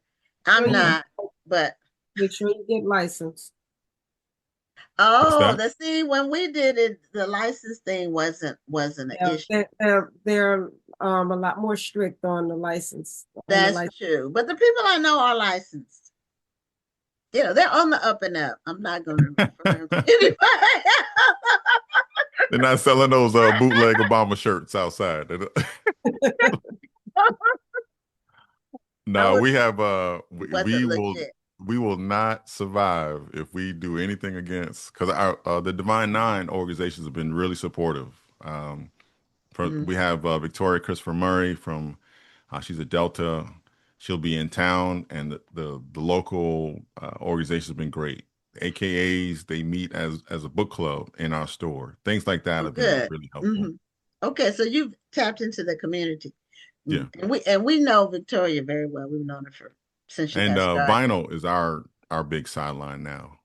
We sell vinyl in the store. Vinyl kind of went away for a minute, but then it came back. That's back. Yeah. So anyway, Demetrius, thank you for being a guest on the show. Congratulations. Thank you so much for having me. Store. And who knew you were a raider That's our school mascot, the Raiders. Hey. Did you know? Here's some trivia before you go. Did you know they used to be the Farmers? Did you know that? I did know that. I did. Okay, you did know that. I would have got Way that back. on Jeopardy if I got that.